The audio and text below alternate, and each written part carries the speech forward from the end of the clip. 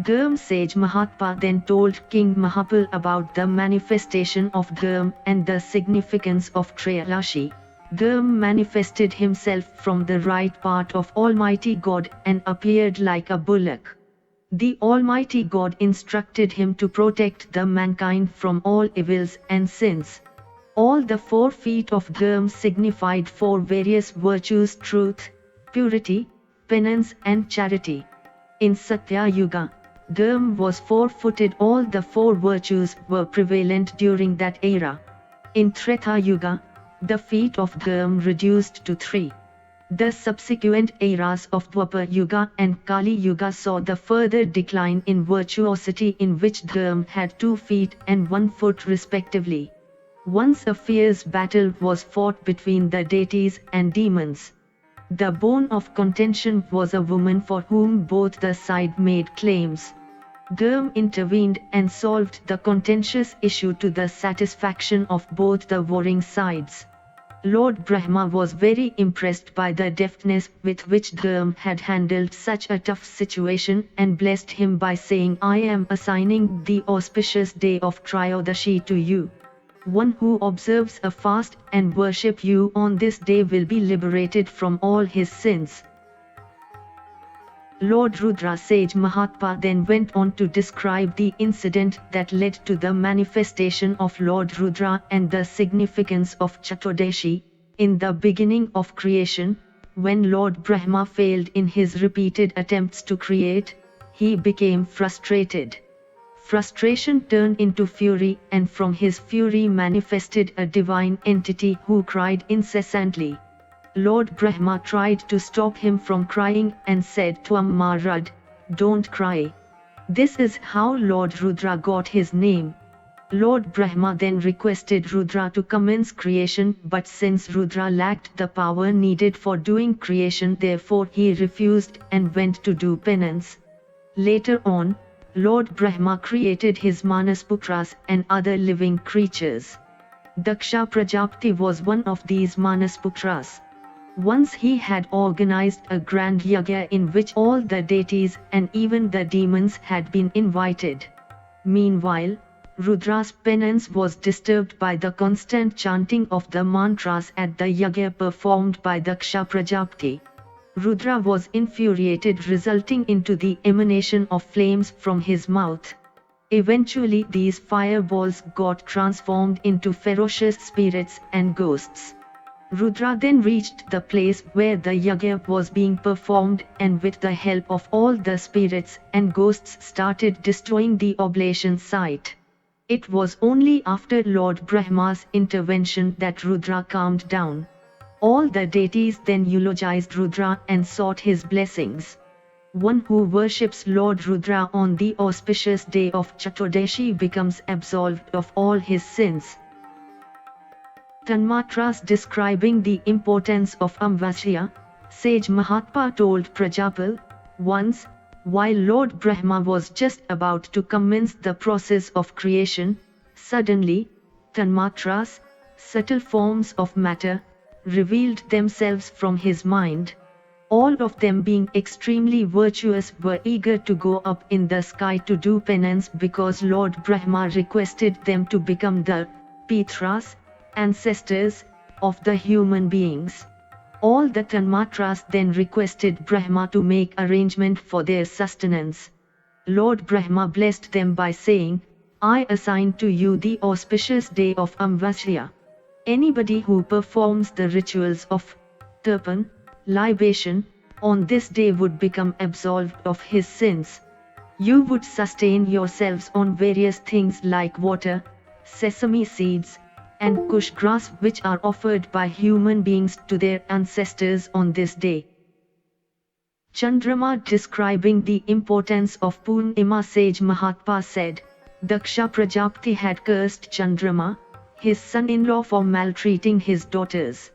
As the fallout of that curse, Chandrama started waning day by day and eventually became invisible on Amvasya. All the deities became worried and went to seek Lord Vishnu's help. Lord Vishnu advised them to get the ocean churned. While the ocean was being churned, Chandrama once again manifested himself from the ocean. Lord Brahma then assigned the auspicious day of Purnima to him and blessed him. A devotee should observe a fast on Purnima and worship Chandrama for the attainment of knowledge, prosperity as well as salvation. Austerities associated with Lord Vishnu's incarnations. Matsya Dwadashi Vrata. Matsya Dwadashi is celebrated on the 12th day of Hindu month Margashirs.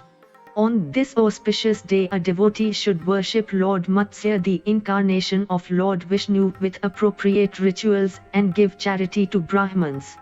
Prithvi was the first one to observe this particular austerity while she was being abducted to Rasatla by a mighty demon named Hiranyaksha. A devotee who observes a fast on this day and worships Lord Matsya with appropriate rituals attains to Brahma Loka and remains there for eternity. Such a person attains a divine body when creation recommences after the period of deluge. An issueless woman is blessed with a virtuous son if she observes a fast on this day. Matsya Dwadashi is capable of absolving a man even of the gravest of his sin. Kurma Dwadashi Vrata. This particular austerity is dedicated to the worship of Lord Kurma, the incarnation of Lord Vishnu. It is celebrated on the 12th day of the bright half of the Hindu month, Poisha. The austerity which commences on the 10th day itself, when a devotee is supposed to purify himself by taking a holy bath. On the following day he observes a fast and worships Lord Kurma with appropriate rituals. He breaks his fast on Dwadashi, which marks the conclusion of the austerity. A devotee who observes a fast on this auspicious day becomes absolved of all his sins and attains salvation. Varaha Dwadashi Vrata. Varaha Dwadashi is celebrated on the 12th day of the bright half of the Hindu month Magh. This was the day on which Prithvi had been rescued by Lord Varaha, the incarnation of Lord Vishnu. An idol of Lord Varaha is installed on a pot filled with water and worshipped with appropriate rituals amidst the continuous chanting of the mantra Om Vahai Namah. Offerings of various articles are made while worshipping Lord Varaha: sandalwood, incense, navedya, etc. After the accomplishment of the rituals, Brahmins are fed and charity given to them. One who observes a fast on this day enjoys a good health and prosperity. Such a man becomes absolved of all his sins and attains to heaven after his death.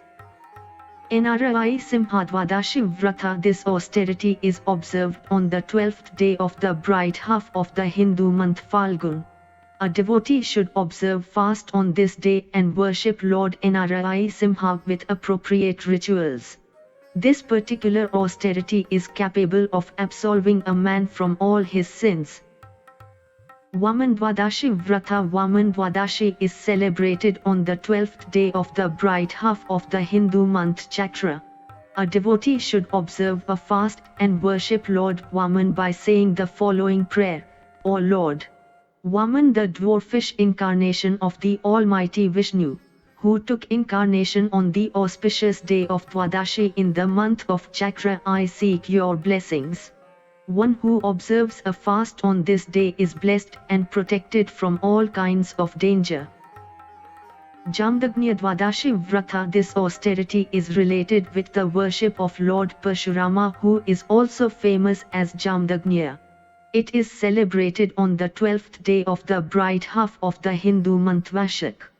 Before commencing the rituals, a devotee should purify himself by taking a bath and then worship an idol of Lord Parshurama kept on a pot filled with water. While worshipping, he should make offerings of various articles to the deity: flowers, sandalwood, adhya, etc. It is mandatory to remain awake for the whole night. On the following day, he should donate the idol to a Brahman. A devotee who observes a fast on this day gets all his wishes fulfilled and attains to Brahma Loka. Kalki Dwadashi Vrata. A devotee should commence this austerity by observing a fast on the 11th day of the bright half of the Hindu month Bhadrapada and break it on the following day Dwadashi. He should worship Lord Kalki with appropriate rituals. As per the norms of the rituals, the idol of Lord Kalki is placed on a pot which is filled with water. This idol is donated to a learned Brahman on the following day Trayadashi. Padmanabh Dwadashi Vrata. This austerity is related with the worship of Lord Padmanabh, an epithet of Lord Vishnu, and is observed on the 12th day of the bright half of the Hindu month Ashwin. One important characteristic of the ritual is that all the organs of Lord Padmanabh is worshipped. The idol is placed on a pot filled with water, and while worshipping, offerings of various articles are made: flowers, fruits, sandalwood, etc.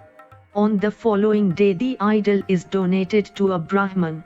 One who observes a fast on this day enjoys a prosperous life and attains to the abode of Lord Padmanabh.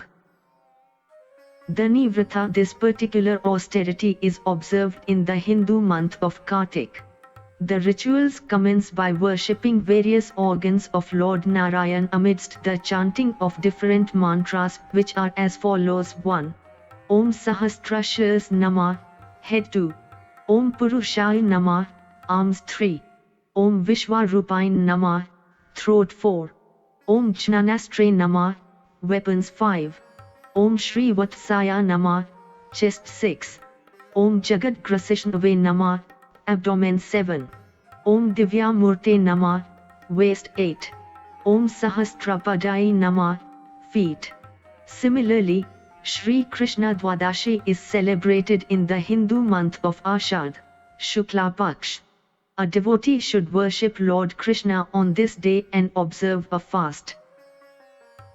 Buddha Dwadashi Vrata. Lord Buddha is believed to be the incarnation of Lord Vishnu.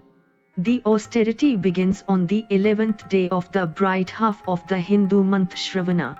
On this day Lord Vishnu is worshipped with appropriate rituals and by making offerings of various articles like flowers, fruits, incense, etc. The following mantras should be chanted while worshipping the various organs of Lord Vishnu. 1.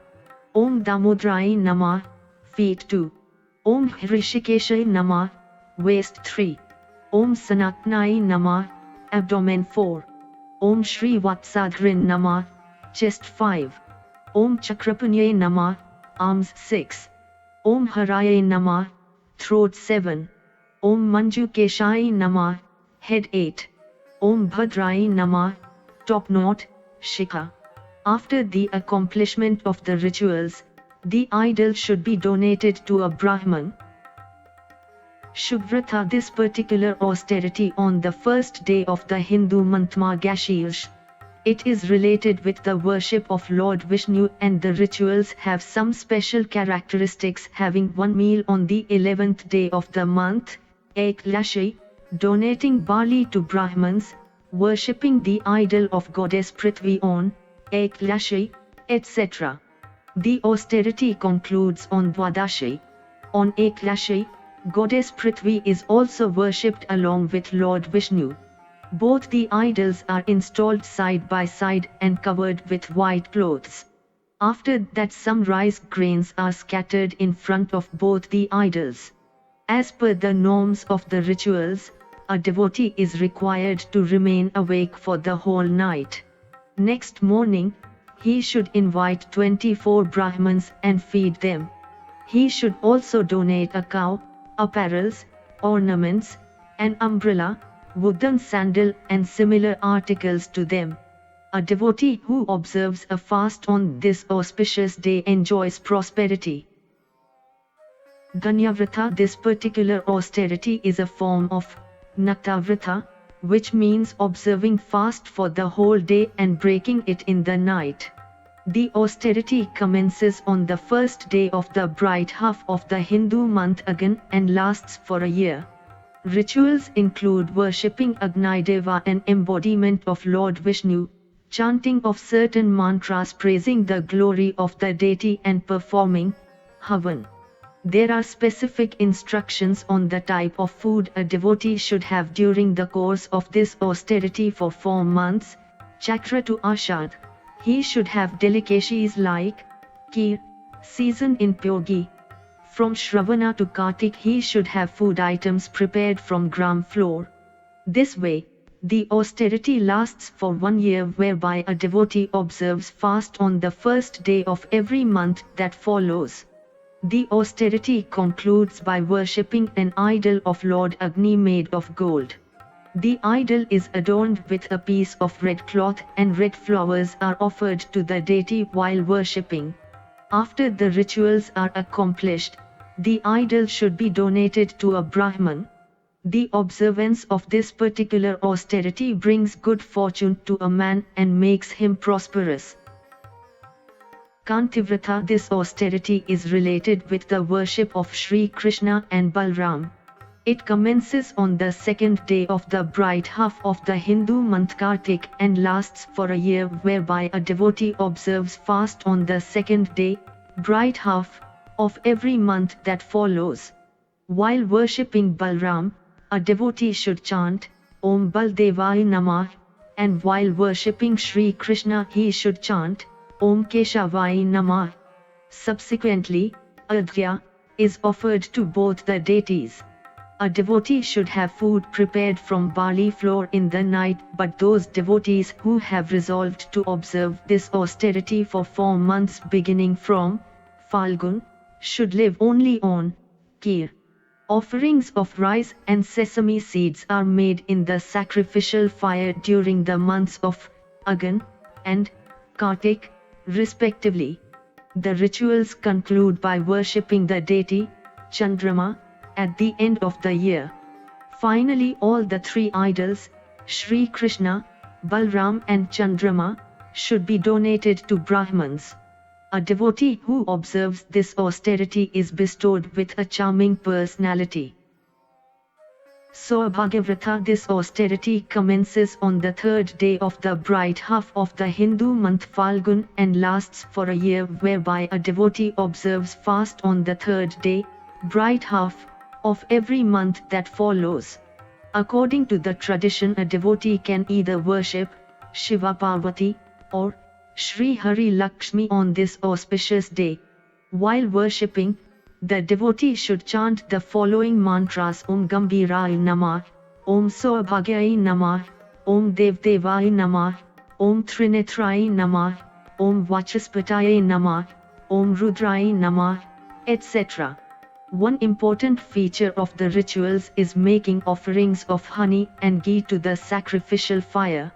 During the course of the rituals, a devotee should have food prepared from pure cereals, preferably wheat. After the rituals are accomplished at the end of the year, the idols should be donated to Brahmans. One who observes this austerity is blessed with good fortune in his successive 7 births. Avignavrata. As the name implies, this austerity clears all the obstacles faced by a man. It commences on the 4th day of the bright half of the Hindu month Falgun and lasts for 4 months, whereby a devotee observes fast on the 4th day, bright half, of every month that follows.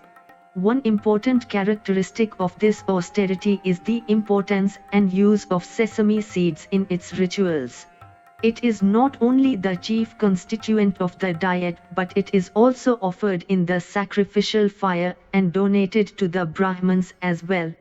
After observing this austerity for 4 months, a devotee should conclude it by worshipping Lord Ganesh in the 5th month and donating the Ganesh idol to a Brahman along with 5 pots filled with sesame seeds.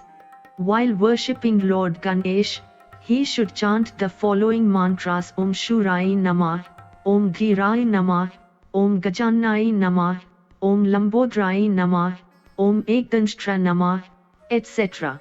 A devotee thus becomes free from every obstacle and gets all his wishes. Shantivrata. This austerity commences on the 5th day of the bright half of the Hindu month Kartik and lasts for a year, whereby a devotee observes fast on the 5th day, bright half, of the every month that follows. It is related with the worship of Lord Vishnu and Sheshnag. A devotee should abstain from hot and spicy food during the course of this austerity. Lord Vishnu's idol is purified by chanting mantras and by performing ablution with milk. Offerings of sesame seeds and milk are made in the sacrificial fire. After the accomplishment of the rituals at the year end, Brahmins are invited and fed.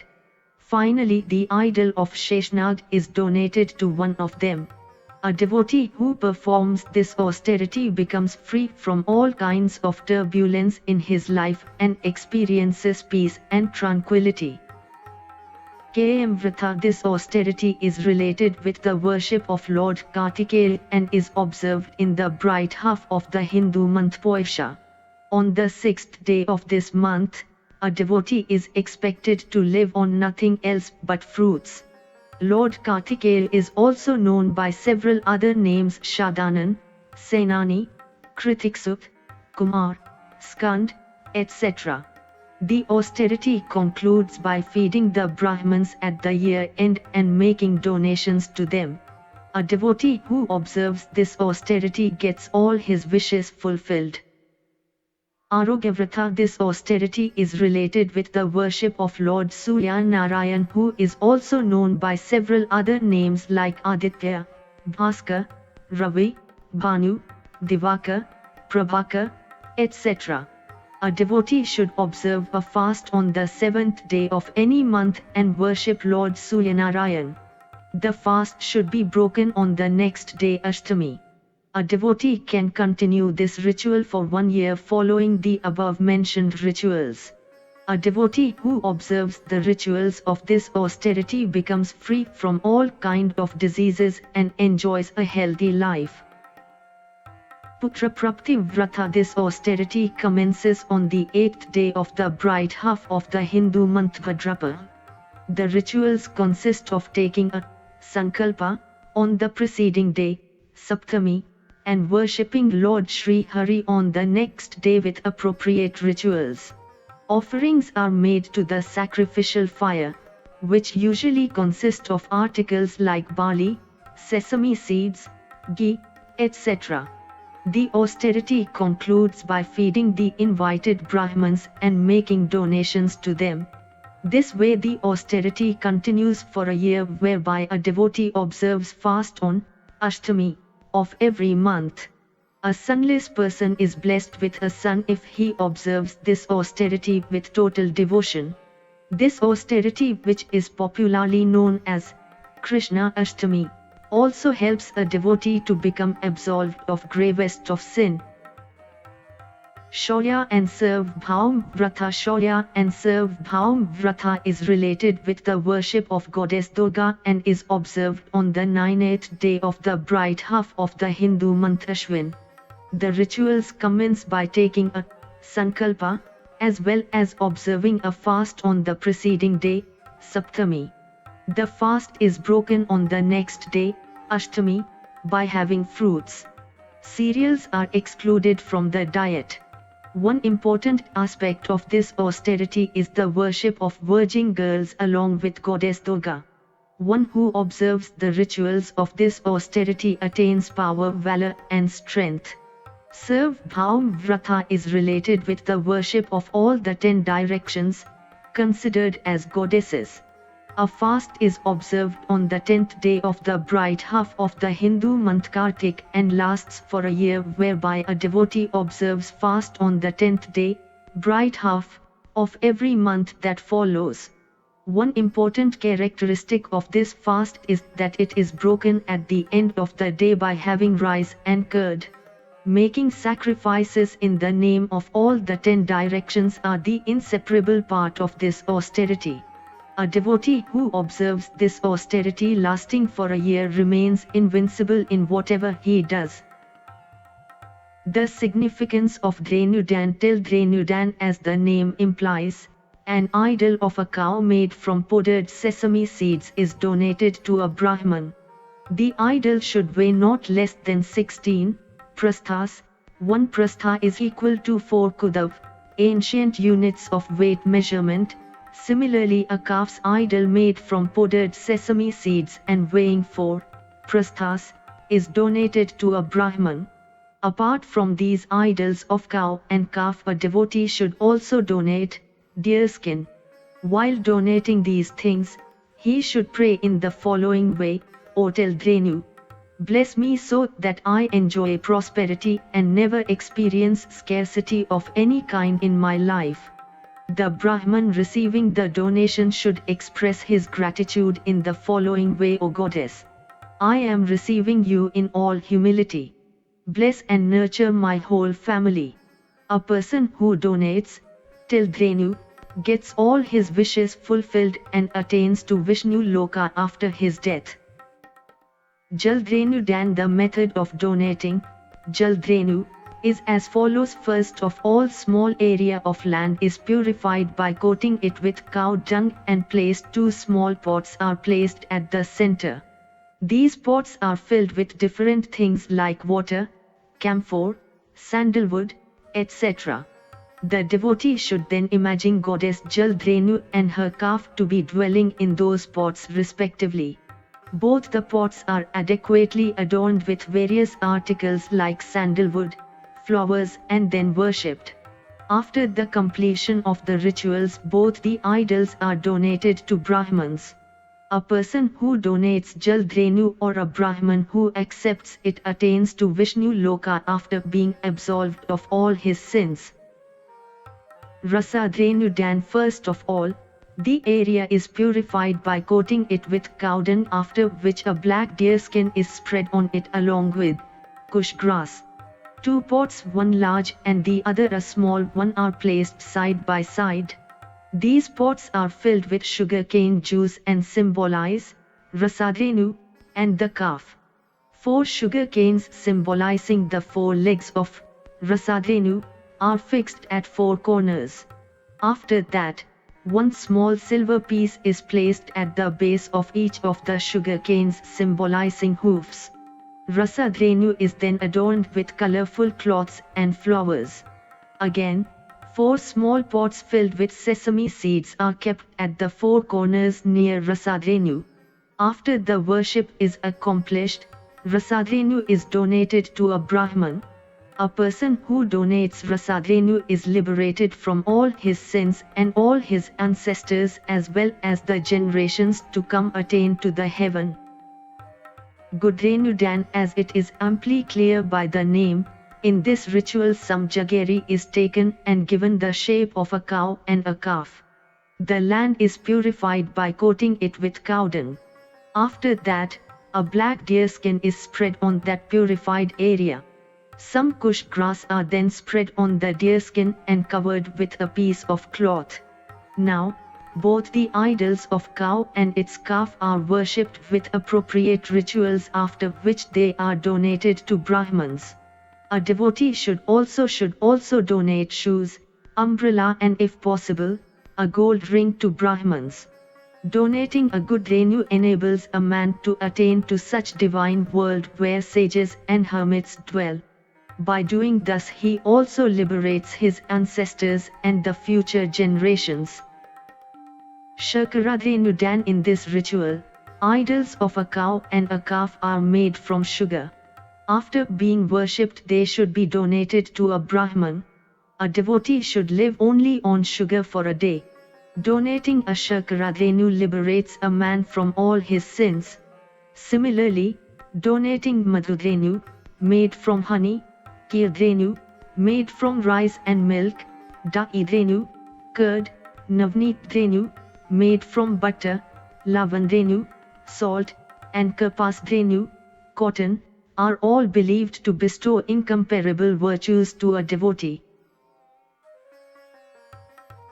Sacred places of pilgrimage. Kokmuk Tirth. Describing the holiness of Kokmuk Tirth, Lord Varaha narrated a tale to Prithvi. Once a fisherman was trying to catch a large fish in a lake situated at Kokmuk. Suddenly a hawk which was flying in the sky, descended down and after picking the fish in its beak tried to fly away. But as the fish was a large one, the hawk could not hold it for too long. As a result, the hawk fell on the ground being unable to bear the weight of the fish. But amazingly, the hawk turned into a handsome prince as soon as it touched the ground. In the meantime, the fisherman's wife arrived there carrying some meat pieces in her hand. A kite, which was flying in the sky, tried to snatch those meat pieces.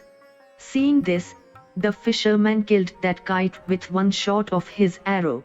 In course of time, the kite took rebirth as a princess of Chandrapur. She was extremely beautiful but hated men. Similarly, the fish was reborn as a prince. As the destiny would have liked it, both of them got married.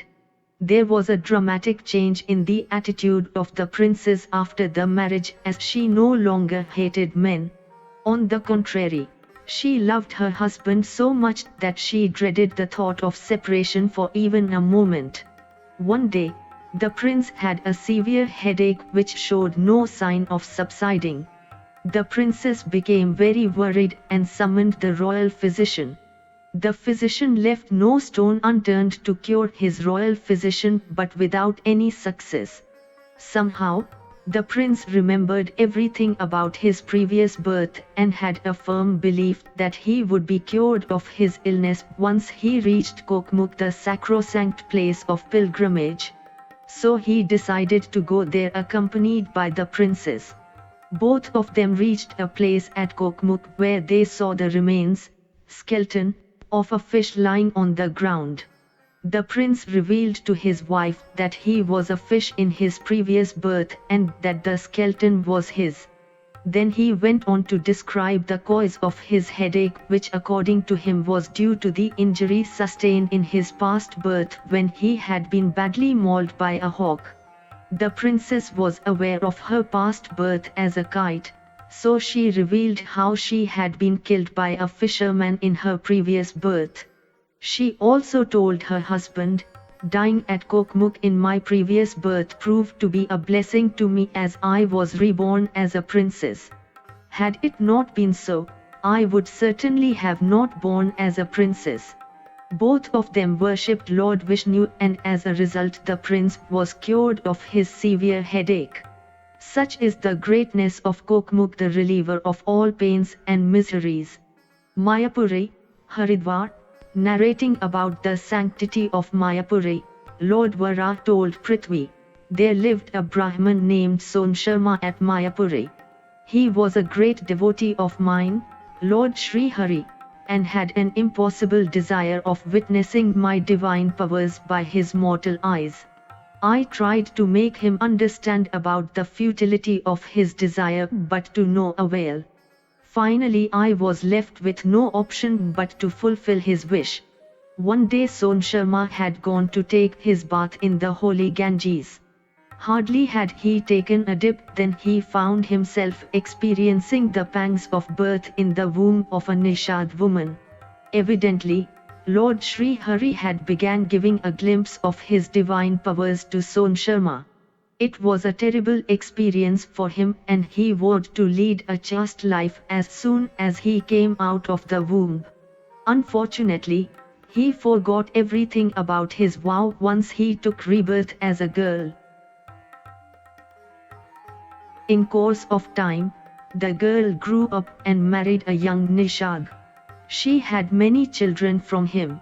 One day, the Nishad girl, who in reality was Sonsharma, went to take a bath in the holy Ganges. As soon as she entered into the river, she got transformed into a hermit. She was filled with extreme bewilderment, but this was not the end, as there were more surprises to come. The hermit, previously Nishad and originally Sonsharma, came out of the river and looked all around in amazement. He then sat down to meditate and very soon he was engrossed in his meditation. In the evening, some sages arrived and said, "Sir, how come you are sitting here? You had gone to take a bath. We became anxious and started searching for you when you did not return till evening." The hermit was bewildered by the turn of events, as he was aware of every incident that had occurred. He was also well aware that he had spent 50 years as Nishadwoman, but according to the statements of hermits he had been absent only for few hours. The hermit was totally confused about his real identity. I, Lord Varaha, felt pity on his miserable condition and decided to lift my magic spell. I asked him whether his wish of witnessing my divine powers had been fulfilled or not. The hermit eulogized me and agreed that it was impossible for any mortal to understand the ways of a mighty. I then blessed him and transformed him into Sharma once again. Such is the grandeur of Mayapuri, the sacrosanct place where Lord Sri Hari has manifested his divine powers. A devotee who goes on a pilgrimage to Mayapuri never gets entangled in the worldly illusions. Kubjamrak Tirth, Rishikesh, describing how Kubjamrak Tirth derived its name, Lord Varaha told Prithvi, in Satya Yuga, at the time when the earth was still submerged in water, I had killed two mighty demons named Madhu and Kite. After killing both the demons, I looked all around and found Sage Ramya engrossed in his penance. Sage Ramya was a great devotee of mine. I was extremely impressed and watched him hiding myself behind a mango tree. The mango tree could not bear the weight of my hands and became curved. This is how Kubjamrak Tirth derived its name. Very soon, Sage Ramya found out that I was hiding behind that mango tree. He eulogized me and requested me to grant a special status to Kubjamrak Tirth among all the holy places. I blessed him and thus Kubjamrak Tirth became one of the holiest places. There are several other holy places situated in the vicinity of Kubjamrak Tirth: Manas Tirth, Maya Tirth, Sarvakamik Tirth, Purnamuk Tirth, Agni Tirth, Shukra Tirth, Mansur Tirth, Sapta Samudrak Tirth, etc.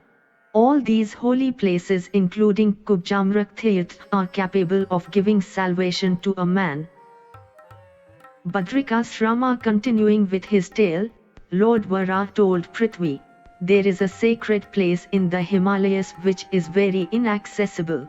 It is famously known as Badrikasrama and holds an important place among all the holy places. One who makes a pilgrimage to that place gets all his wishes fulfilled. There is a reservoir at the mountain top called Brahma Kund. One who observes fast for 3 consecutive nights and takes a holy dip in that reservoir attains virtues similar to Agnishtam Yagya.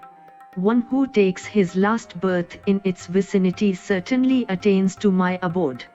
There are several other holy places in the vicinity of Badrikasrama like Agnisatya Pad, Indra Loka, Satya Loka, Chatusrota, Veddhar, etc. Veddhar is the same place where the Vedas had manifested from Lord Brahma's mouth. Mandar Tirth is named after a celestial tree called Mandar. This sacred place of pilgrimage is situated at the foothills of Vindhya mountain. There is a large Mandar tree over there which has some unique qualities. This tree is visible only on auspicious days of Dwadashi and Chaturdashi and becomes invisible on the rest of the days. Some other holy places situated in the vicinity of Mandar Tirth are Prapan, Modan, Bakuntkaran. There is another holy place called Mandar, but it is situated on the Meru mountain. This holy place is also known as Syamantapanchak. One important characteristic of this holy place is that there are huge rocks resembling a make, a wheel, a plough and a conch. Someshwar Ling Chandradeva had once performed an austere penance to get absolved from the curse of his Daksha Prajapati, his father-in-law. During the course of his penance, Chandradeva made a Shiva Linga and worshipped it. Finally Lord Shiva appeared and agreed to dwell in that particular Shiva Linga as per the request of Chandradeva. There is a reservoir situated to the south of Someshwar temple which is believed to liberate a man from all his sins. In course of time this place became famous as Someshwar Ling. Shgram Kshetra Prithvi requested Lord Varaha to shed light on the famous penance which sage Shalankayan had performed. Lord Varaha narrated the following tale. Long ago sage Shalankayan did an austere penance to please me, Lord Vishnu. There was a sal tree nearby and the sage was ignorant of the fact that I dwell in that sacred tree. When I appeared, he requested me to bless him with a divine son who had qualities like Lord Shiva. I revealed to him that his son, Nandikshva, had already manifested and was presently staying at Vraja, Mathura. I also revealed to him that although I was present in the sal tree but he was unaware of this fact because of his ignorance. In course of time, this very place became famous as Shgram Tirth. A devotee who makes a pilgrimage to this holy place is liberated from all kinds of worldly bondages. Ruru Kshetra Lord Varaha told Prithvi, this holy place is named after Ruru, the daughter of Devdut and an Apsara named Pramalocha. Devdut came from the lineage of sage Brigu. Once Devdut did an austere penance to please Lord Shiva. His penance continued for 10,000 years. Indra became worried and sent a beautiful Apsara named Pramalocha to disturb his penance. Unfortunately Devdut fell into the trap laid by Indra.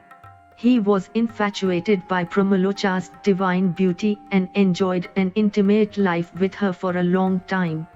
Finally he realized his mistake and regretted his foolishness. He decided to abandon Pramalocha and recommence his penance. Ultimately he was successful in pleasing Lord Shiva and attaining to Shiva Loka.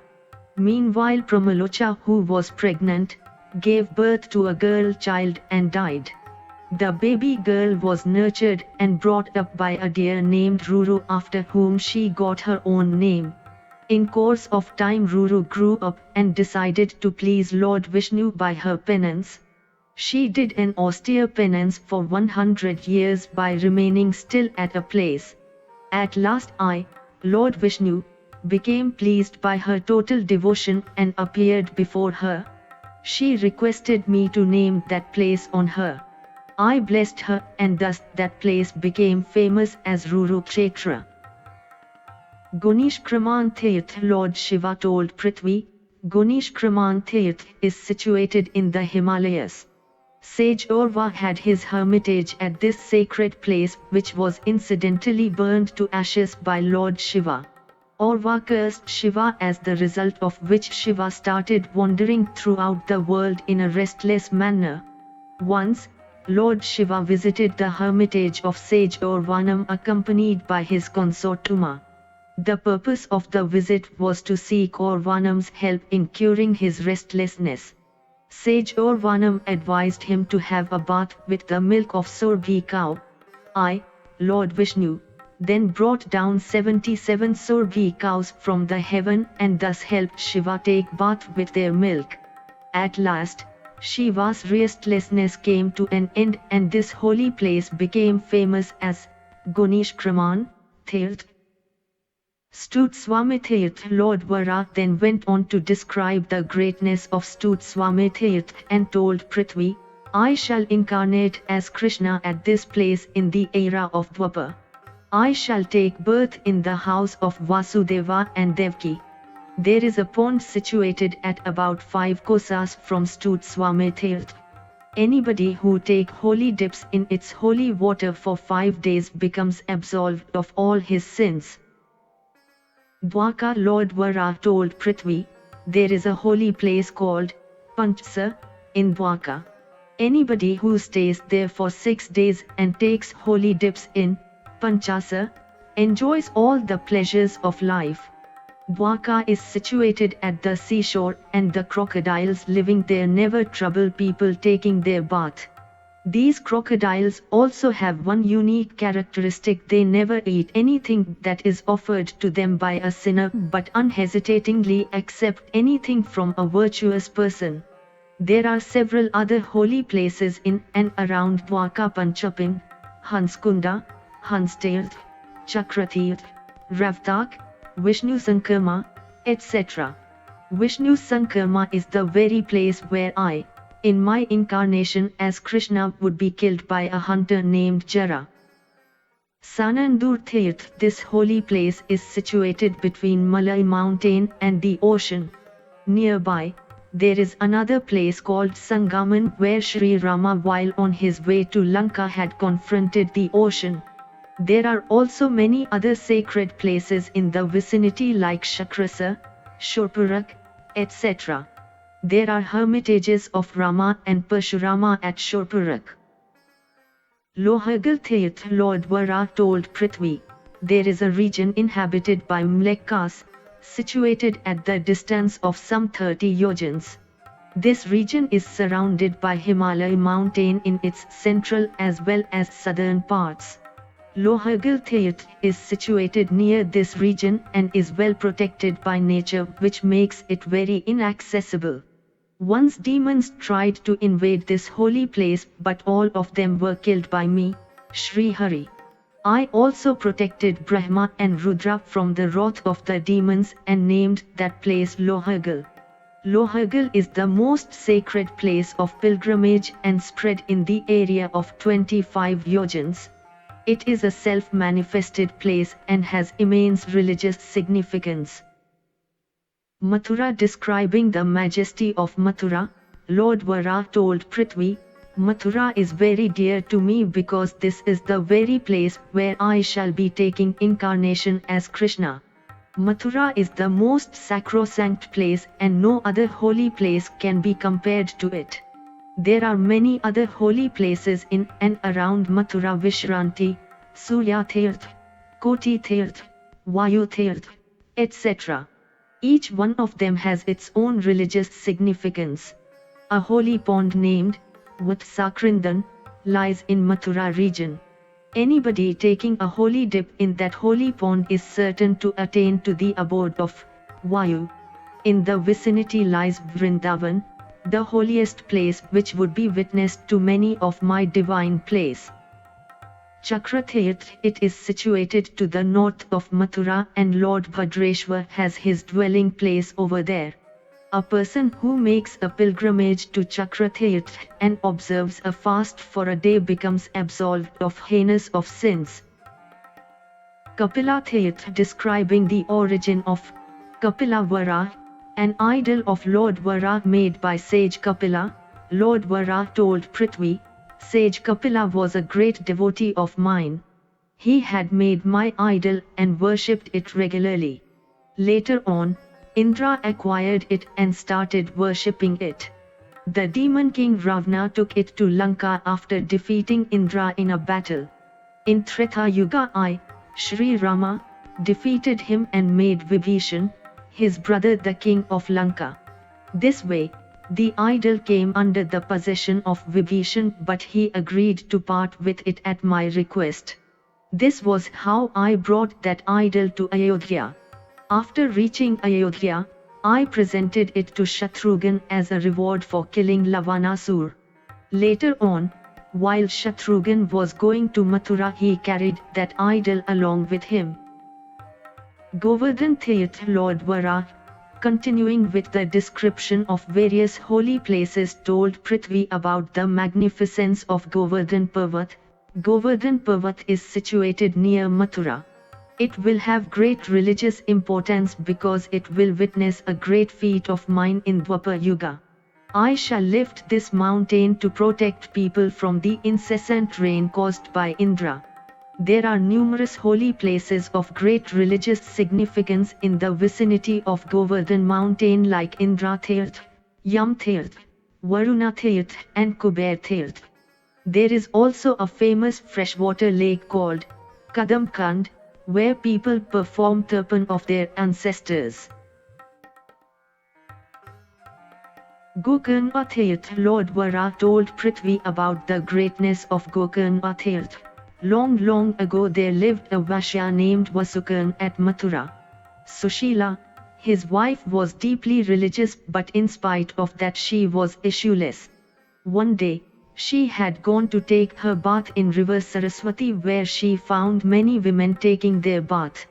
The children of these women were playing nearby. Sushila became very sad and, being unable to control her emotions, started crying. A sage saw her crying and asked her as to what made her so sad. Sushila narrated her woeful tale to him. The sage took pity on her and advised her to worship Lord Gokarna. The sage said, "You will definitely be blessed with a son." Sushila went home and narrated the whole incident to her husband. Both of them started worshipping Lord Gokarna Mahadev with total devotion. After 10 years, a son was born to them. Vasukarna named that child after Lord Gokarna to express his gratitude to the deity. In course of time, Gokarna grew up and got married, but even after a long time he did not have a progeny. So his father married him to 3 more women, one after another, but even this did not prove to be of any help to Gokarna because he remained a sonless person. This made Gokarna very sad, and he engaged himself in various charitable activities, thinking that the virtues thus attained might bless him in begetting a son. He got constructed many temples and ordered wells to be dug up for the benefit of the travelers. Very soon, all his money was spent and he became worried about the future of his family. So he decided to go to distant places to earn wealth. Once while on his journey he met a divine parrot who possessed tremendous knowledge. Gokarna was very much impressed by the parrot's knowledge. He asked the parrot from where had it imbibed such divine knowledge. The parrot revealed to him that he was Shukodar in its previous birth and was a learned man. He had attained the form of parrot due to the curse of sage Shukdev. But sage Shukdev had been kind enough to allow him to retain all the knowledge in his next birth. The parrot also told Gokarna how it had been kept inside a cage by a fowler and requested him to help it out from the captivity. Gokarna requested the fowler to give the learned parrot to him.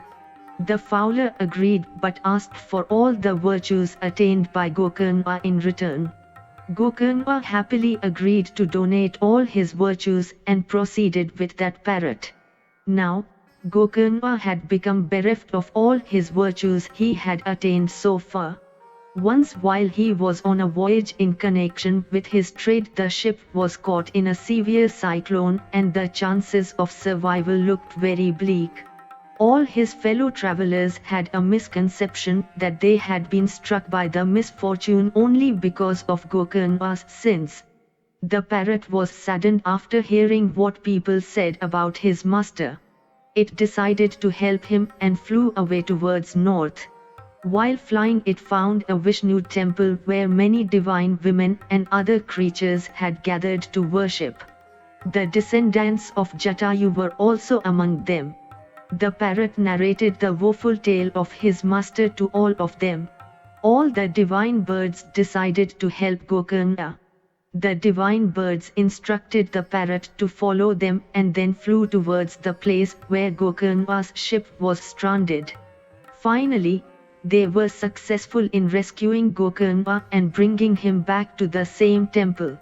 Gokarna worshipped Lord Keshav and performed the rituals of tarpan in the name of his ancestors. In the meantime, all the divine women also arrived there to worship. They were pleased to meet Gokarna and gave him divine food to eat. They also allowed him to stay there for as long as he wished. Meanwhile, the ship managed to reach the seashore. Gokarna's companions met his parents and narrated the whole incident to him. Gokarna's parents were filled with sorrow at the fate of their son. On the other hand, Gokarna continued to live in that temple for a long period. He was worried about his father as it had been a long time since he saw him. He sent the parrot to bring his news. The parrot flew away to Mathura and met his father Vasukarna. Vasukarna thanked the parrot for saving his son's life. The parrot then flew back on his return journey and gave the good news to Gokarna. One day Gokarna found the divine ladies extremely sad. When asked, they told him that the king of Ayodhya had destroyed the beautiful gardens of Mathura and this was the reason for their sadness. Gokarna assured them that he would convince the king to abandon his evil plan if he got a chance to meet him. The divine women then provided Gokarna with a divine aircraft boarded on which he reached Mathura. Gokarna met the king and managed to convince him against destroying beautiful gardens. The king was extremely impressed by his knowledge and presented great amount of wealth to him. This way all the divine women became happy once again. Gokarna then went home and met his family members. His parents and his wives were very pleased to see him. Gokarna then got constructed a Shukdev temple to honor his savior the learned parrot. It was only because of that parrot that he could acquire such wisdom and knowledge. To express his gratitude to the fowler, he donated all the virtues he had acquired by taking bath in the holy confluence, Triveni, because had it not been for the fowler he would never have got the knowledgeable parrot. Gokarna lived happily for a long time. Installation of idols. Idol made of wood. Prithvi requested Lord Varaha to describe the proper methods of installing various types of idols. Lord Varaha replied that a devotee desirous of making a wooden idol must select the wood of Basya latifolia for his purpose. The wood should be purified and then given shape as per the appearance of the deity. The idol is then installed in a temple amidst the performance of appropriate rituals. During installation ceremony, various articles like camphor, vermilion, sandalwood, incense, etc. are offered to the deity. The swastika mark is a sign of auspiciousness, so the devotee must keep this in mind while giving shape to the idol. This swastika mark must be carved out on the idol. Similarly, other signs of Lord Vishnu like Srivatsa and Kaushtubh should also be carved out on the idol. Lord Vishnu is then invoked and requested to dwell within that idol by chanting mantras. After the deity has been invoked, the wood no longer remains a lifeless structure but it becomes the embodiment of the deity. The idol is then considered to be fit for worship. While worshipping, a devotee should offer a bhoga of kheer to the deity.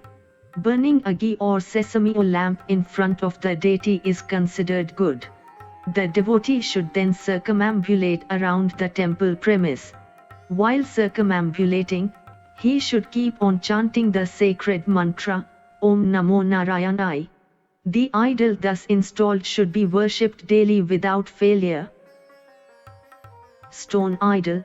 A proficient sculptor should be chosen to carve out the deity's shape from a pure and spotless stone. First of all, the sculptor should clearly draw the outline of deity's appearance on the stone with a marker and then carefully carve it out from the stone. The idol is then purified by sprinkling akshat on the deity's idol. While worshipping, a devotee should burn a ghee lamp and invoke Lord Vishnu to dwell in that idol by chanting the sacred mantra Om Namo Narayanai. The installation of idol being complete, he should observe a fast for the whole night. Next morning, after finishing his daily chores, he should put on white clothes and change his old yadupavit with a new one. The idol thus made is considered fit to be worshipped. Purvabhadrapa is considered to be the best time for the installation of a stone idol. During the course of installation ceremony, A devotee should live either on milk or cereal like barley.